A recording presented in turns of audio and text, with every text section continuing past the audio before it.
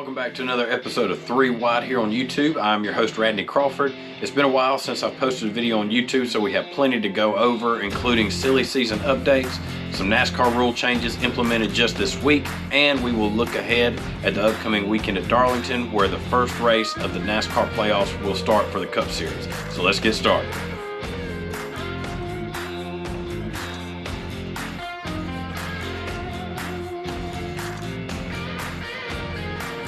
So since I last recorded, some of the news that broke for silly season, Noah Gragson was announced as the driver of the 42 car next season for Petty GMS Racing, and there was no sponsorship announcement, but you got to think that Black Rifle Coffee and Bass Pro Shops, who have sponsored Noah in the Xfinity Series and been very supportive of him, that they will move up and be with that team in some capacity, especially Black Rifle, since they are already a sponsor on that car. So I wouldn't be surprised to see them stick with Noah and make some appearance of some sort throughout next season. And that sets up for a solid driver lineup for Petty GMS going into 2023 with both Eric Jones and Noah Gragson. Noah, who will, coming into next year, if he runs for Rookie of the Year, either way, his first full-time season, he will come in with probably more experience than in this next gen car than most younger drivers that will be coming up over the next couple of years. Just with all the starts he's made with Colleague Racing this season, it will definitely be a benefit to him, as he'll always already have a head start on the new next gen car and expect his results to be even better than that which was expected. And then you have Eric Jones, who's having a tremendous season. Even though he has not visited victory lane yet, he still has plenty of time to make that happen this season. So it's definitely a bright outlook for Petty GMS Racing, probably their brightest outlook as far as on the Petty side than they've had in quite some time. So that will be a team to watch next year and see if they can have a track house level season next year with both these top drivers. And with that move, that now opens up a top ride in the Xfinity Series, the number 9 car for Junior Motorsports. As far as I can tell, they're planning on running that car full-time next season. There's been no announcement on who the driver will be. There's been plenty of rumors and speculation.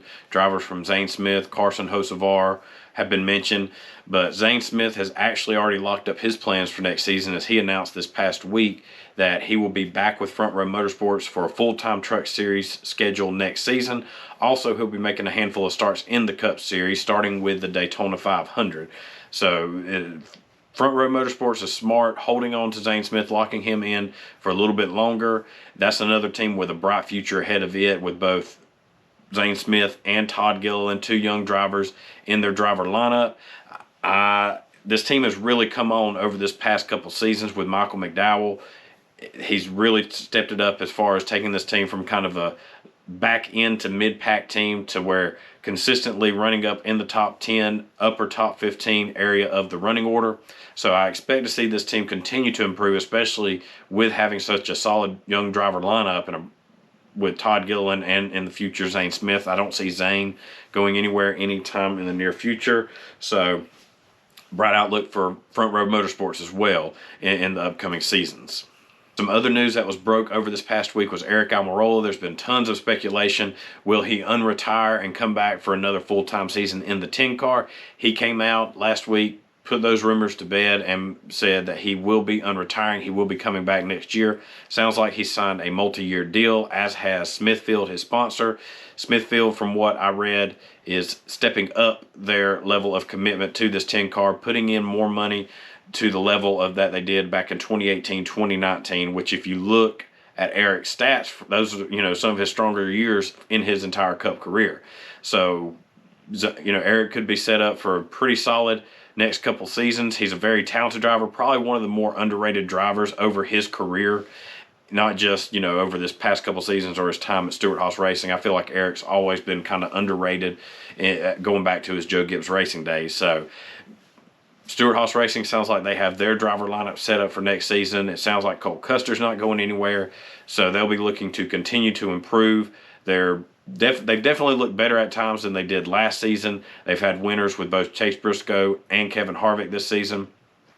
So they'll look to continue to take a step forward and get back to the level of dominance, or at least the level of strong competition that they had back when you had Kevin Harvick winning 9 races a season and competing for championships. They'll look to spread that out across all of their entries.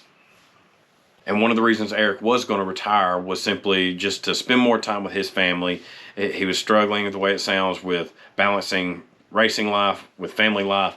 He said that after talks with his family, with the team, they figured out a way to be able to do both. He's got a better grip on balancing that work to personal life.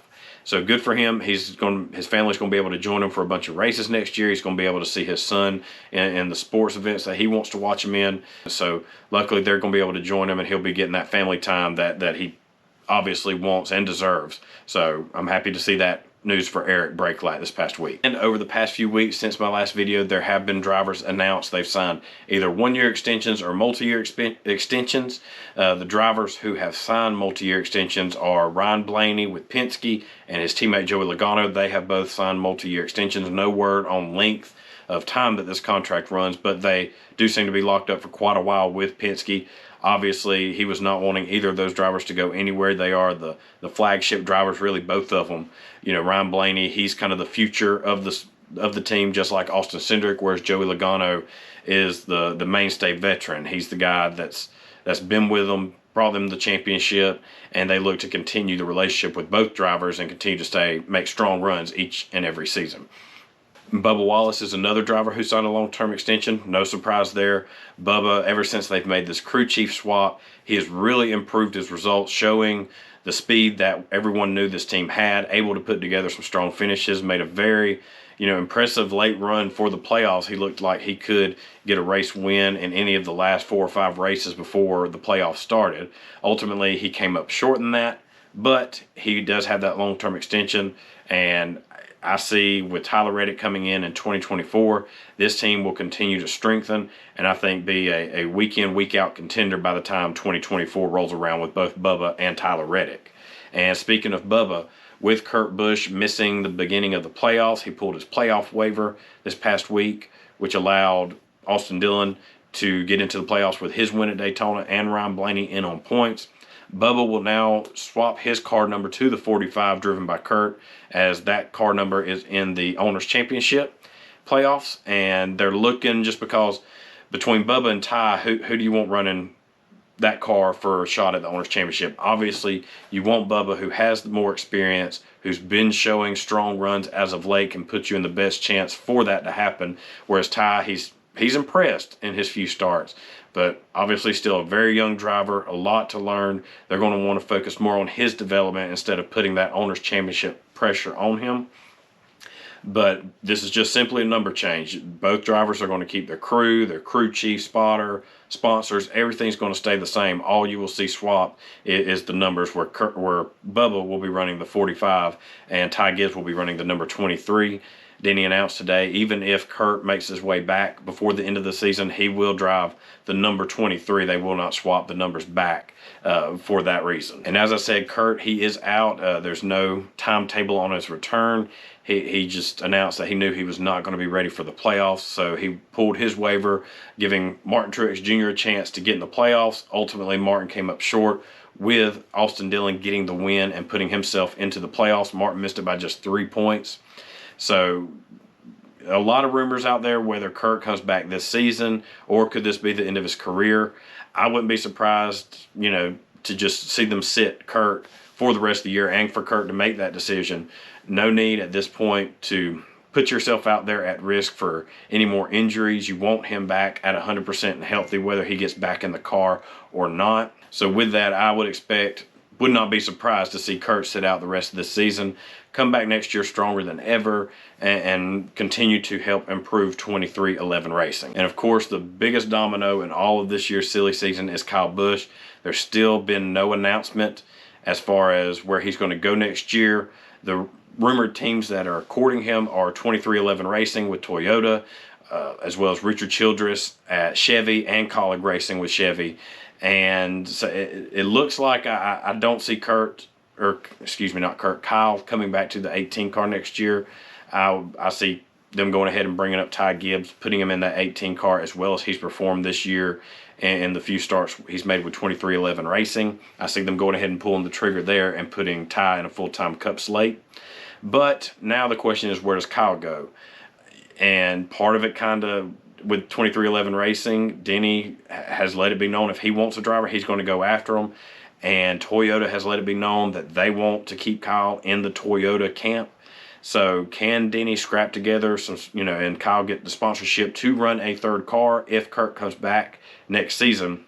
If not, obviously that opens up the 45 car for 2023, which would be a pretty big, spot for Kyle to go to. Again, this is all speculation.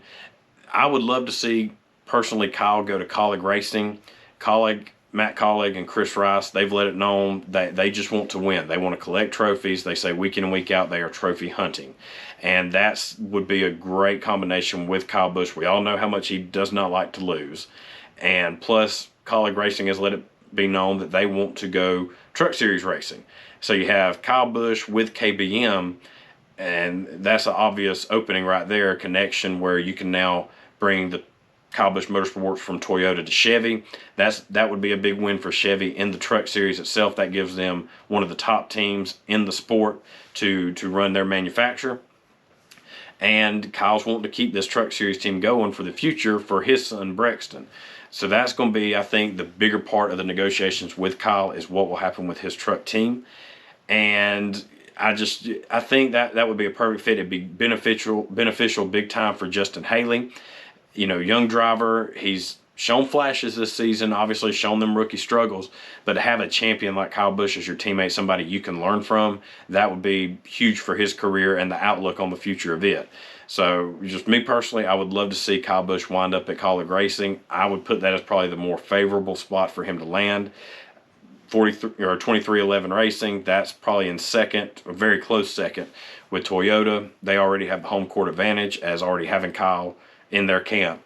Richard Childress Racing I see as a distant third. I don't see that move being made without it getting messy real quick with the Tyler Reddick situation, what happens there. I just don't see Kyle Busch making the move to Richard Childress Racing. But he did say today that he hopes in the next week or two, that he will have an announcement and let everybody know his 2023 plans. So that'll be a big news item to be watching every day for the next week or two and seeing when it breaks and where he winds up going. And one last bit of silly season news is it was announced last week that Daniel Suarez signed a one-year extension with Trackhouse Racing. That locks him in for 2023 with the team.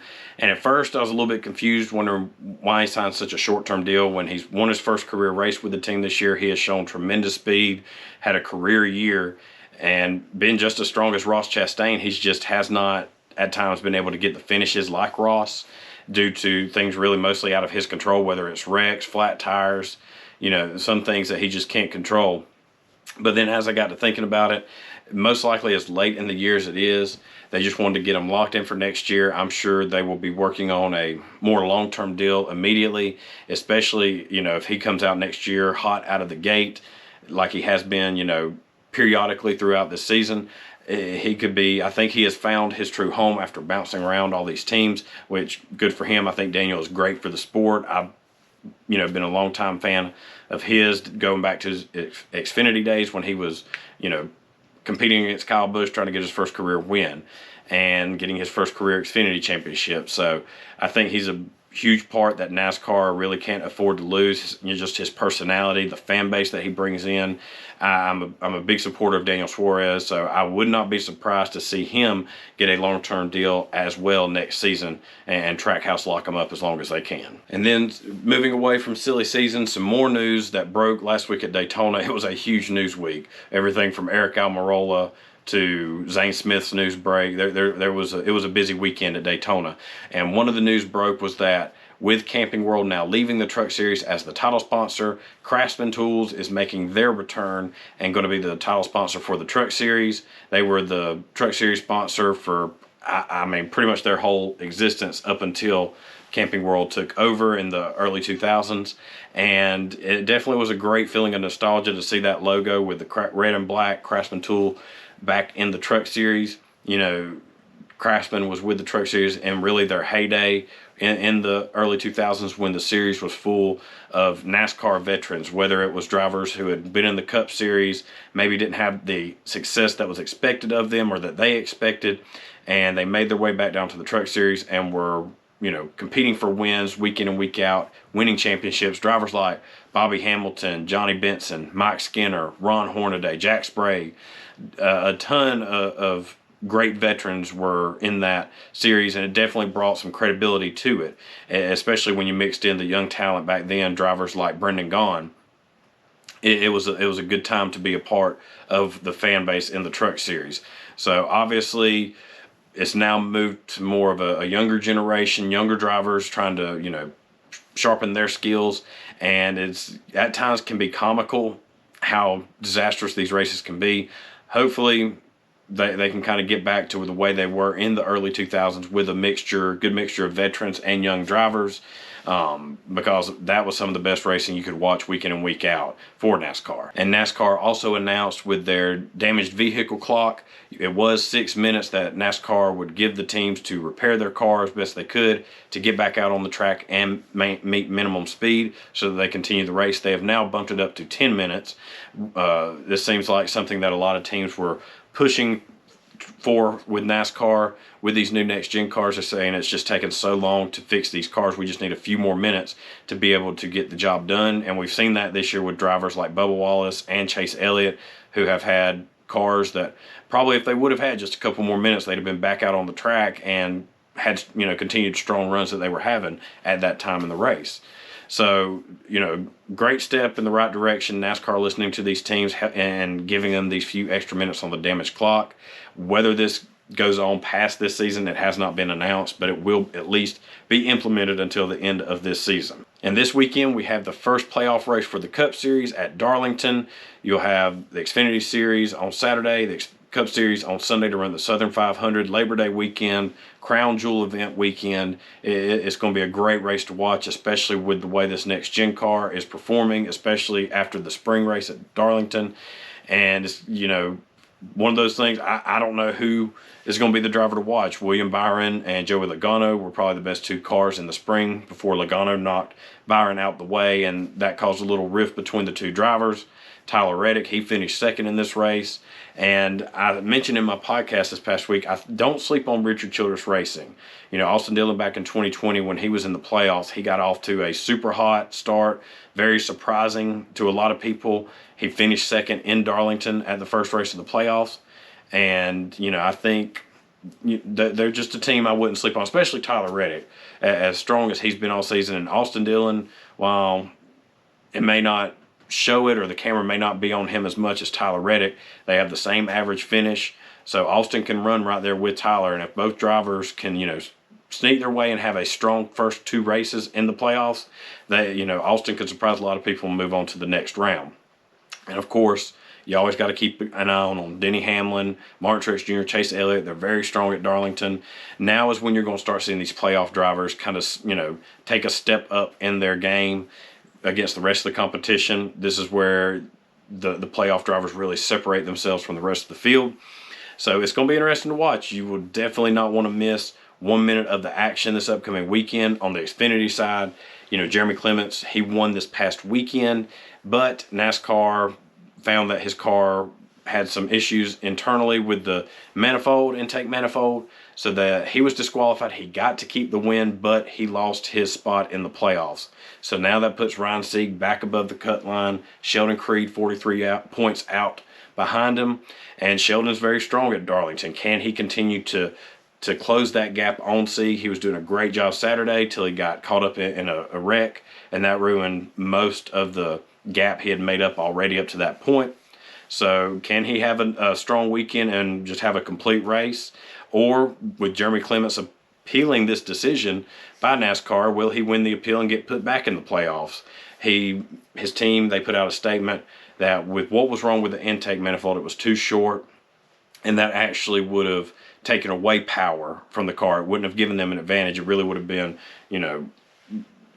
more to their detriment that this problem was going on, or that this intake manifold was so short. So that'll be an interesting appeals case to watch. Most of the time, NASCAR, their appeals board will not overturn a decision, but you never know. With this kind of argument that Jeremy and his team have, it very well could get overturned, and you got more high drama picking up in the Xfinity Series as they're inching closer to the end of their regular season.